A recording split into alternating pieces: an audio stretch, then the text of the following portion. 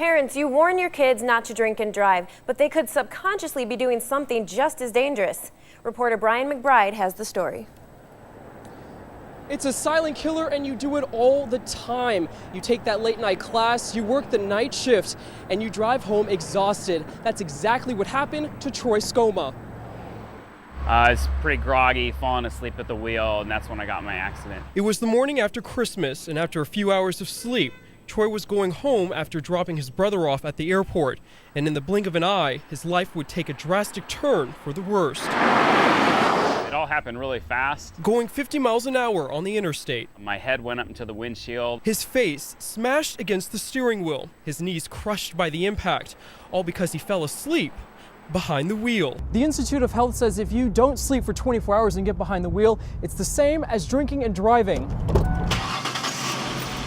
In other words, the average driver going a whole day without sleep is the same as driving around with a blood alcohol level of 0.10.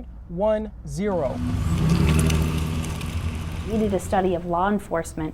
90% of the respondents in that study said they've pulled over someone before that they thought was drunk, but what they found is that they weren't drunk at all. They were actually drowsy or sleep deprived. Michelle Donati of AAA says younger drivers are especially at risk to doze off while driving. Stay up late at night, get less sleep, and then also drive at night. So those three factors right there put them at a greater risk to drive drowsy than other demographics. According to the National Highway Traffic Safety Administration, more than 100,000 crashes happen annually due to fatigue driving, resulting in 1,500 deaths and 70,000 injuries. Several more hours sleeping would have made a huge difference, so I'm pretty lucky to be alive.